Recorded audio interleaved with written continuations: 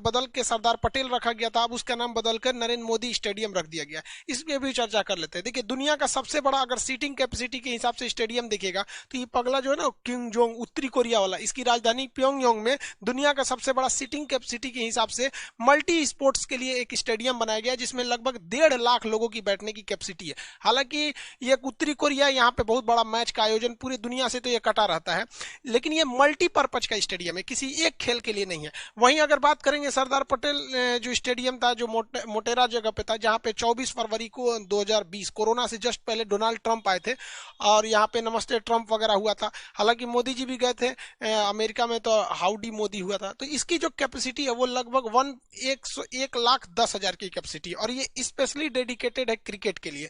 इस हिसाब से अगर आप देखेंगे तो एक सीटिंग कैपेसिटी के हिसाब से सेकंड आ जाता है, बट क्रिकेट के हिसाब से अगर आप देखेंगे ओनली फॉर क्रिकेट, तो ये दुनिया में इसकी रैंकिंग क्रिकेट के स्टेडियम के हिसाब से टॉप पे चली जाती है। अब इसकी नाम बदल के सरदार पटेल से नरेंद्र मोदी स्टेडियम हो गया। हालांकि किसी मतलब एग्जिस्टिंग प्रधानमंत्री के द्वारा ऐसा उद्घाटन मतलब थोड़ा सा ऑकवर्ड सा लगता है। और इसमें देखिएगा हद क्या हो गया कि जब क्रिकेट में 2 पवेलियन होते हैं, मतलब एक बार इस साइड से बॉलिंग होती है और फिर दूसरी बार इधर से बॉलिंग होती है, तो बॉलिंग का जो चेंज होता है, जो पवेलियन साइड होते हैं, एक का नाम रिलायंस हो गया, एक का नाम अडानी हो गया, इन दोनों लोगों के नाम पर हो गया।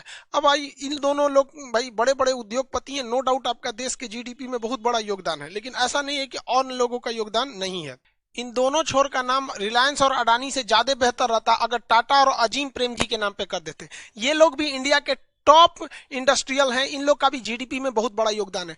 टाटा ग्रुप अपने मोस्ट ऑफ इनकम का 60% डोनेट कर देता। आज भी टाटा मेमोरियल हॉस्पिटल इतना बड़ा कैंसर रिसर्च पर ये काम करते हैं, इनके नाम पर हो जाता तो ज्यादा बेहतर होता। विप्रो के चेयरमैन है अजीम प्रेम जी। अजीम प्रेम जी इतने बड़े दानी हैं कि ये अपने इनकम से पर डे हर दिन ये 22 करोड़ रुपए दान दे देते हैं। तो इन दोनों के नाम पर अगर हो जाता तो ज्यादा बेटर रहता, बल्कि इन लोगों से तुलना में। रही बात ये प्रधानमंत्री नरेंद्र मोदी के नाम पे होना चाहिए कि नहीं, तो देखिए भैया इसकी परंपरा बहुत पहले से ये लोग शुरू करके जा चुके हैं। इंदिरा गांधी जब इस एक्सिस्टिंग प्रधानमंत्री थी, प्रधानमंत्री की कुर्सी पर रहते हुए इन्हें भारत रत्न का पुरस्कार मिला। हालांकि इंदिरा गांधी का जो सबसे बड़ा योगदान है वो कोई नहीं भूल सकता है कि जो बांग्लादेश था पहले वो पूर्वी पाकिस्तान था, उन्हें 1971 में एक तरफा जीत हुई, पूरी दुनिया देखती रही। इनके लीडरशिप में वहां ये बात को नहीं भूल सकता। हालांकि उसमें मानेकशॉ जो हमारे सेना अध्यक्ष थे उनका भी बहुत बड़ा योगदान था।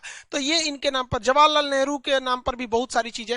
तो ये एक, अब मान के चलिए कोई जवाहरलाल नेहरू पे एक तर्क दिया जा सकता है कि भैया ये पहले प्रधानमंत्री थे, इस वजह से हो सकता है। ज्यादातर चीजें JNU university, Jawaharlal Nehru port trust वगैरह है। जैसे चांद पर उतरने वाले पहले व्यक्ति नील आर्मस्ट्रांग, उनके जस्ट अगले मिनट उतरे थे एडविन एंडरलिन, तो उनका नाम कोई ध्यान से नहीं रखता है। तो इन पे तो चलिए भाई एक लॉजिक चल जाएगा कि देश के पहले मतलब वो थे प्रधानमंत्री थे। अब राजीव गांधी जी को देखिए, इनका अगर आप भारतीय इतिहास में देखेंगे तो बहुत बड़ा उस तरह से योगदान नहीं है। हाँ, हमारी सिंपैथी है कि हमारे प्रधानमंत्री को किसी ने बम से उड़ा दिया था, एक ये सिंपैथी है जो तमिल मुद्दा था। लेकिन आप जान के ताज्जुब होंगे कि अभी भी भारत में जो खेल का सबसे बड़ा पुरस्कार है वो राजीव गांधी खेल रत्न पुरस्कार है। तो ये परंपरा भारत में बहुत साल पहले से आ रही है। ज्यादा अच्छा ये रहता है कि हम लोग किसी भी चीज का नाम, देखिए योजना अगर मोदी जी ला रहे हैं तो अपने नाम पे रखें, जो मन है वो, या कोई अन्य पार्टी कोई योजनाओं को ला रही है तो अपने नाम पे रखिए। लेकिन जो धरोहर वाली चीजें हो जाती हैं उसको स्वतंत्रता सेनानियों के नाम पे रहता तो ज्यादा बेटर रहता। जैसे चंद्रशेखर आजाद के नाम पे, भगत सिंह के नाम पे हो जाता तो ज्यादा अच्छा रहता।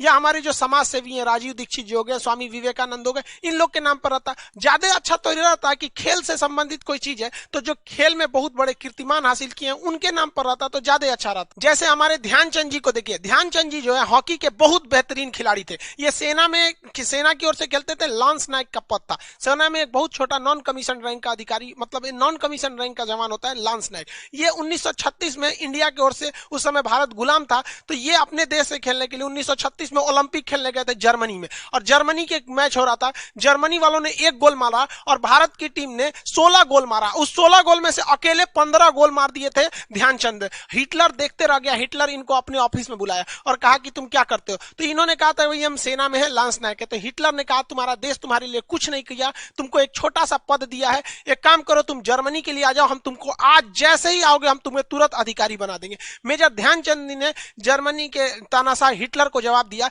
कि मेरे देश का कर्तव्य नहीं है कि वो मेरे लिए कुछ करे, ये मेरा कर्तव्य बनता है कि हम अपने देश के लिए कुछ करें। और इन्होंने अपने भारत के लिए खेलना पसंद किया। भारत सरकार ने भी इनको बहुत ध्यान दिया और इन्हें लांस नायक ले जाके आगे मेजर तक की उपाधि दी गई थी। तो इन लोगों के नाम पर अगर स्टेडियम रखे जाएंगे तो ज्यादा होगा और हमारी भी रुचि, मतलब जो लोग हैं वो खेलने में आगे बढ़ेंगे, इनसे प्रेरणा लेंगे। व्यक्तिगत रूप से अगर आप हमारी राय मानेंगे तो हमारे हिसाब से ये होना चाहिए कि अभी जो गलवान इशू चल रही है वो बहुत करंट का इशू है। अभी के वक्त में अगर कोई किसी चीज का उद्घाटन होता है तो हमारे जो गलवान में शहीद हुए थे उस वक्त में हमारे कर्नल साहब संतोष बाबू, इनके नाम पर रहता तो देश को कुछ ज्यादा गौरवान्वित महसूस होता, क्योंकि इन्होंने अपना सब कुछ दे दिया।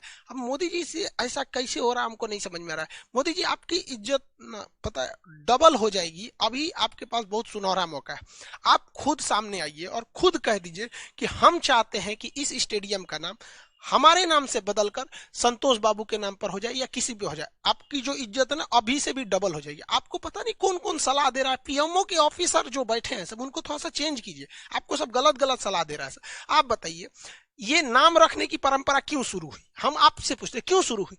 इसलिए शुरू हुई कि जो हमारे महापुरुष हमारे समाज के लिए करके गए हैं हम उनका नाम न भूल सके। अब भैया आप तो जीवित व्यक्ति हैं, आपका नाम कौन भूल सकता है? आप सिटिंग प्राइम मिनिस्टर हैं, आपका नाम कौन भूलेगा?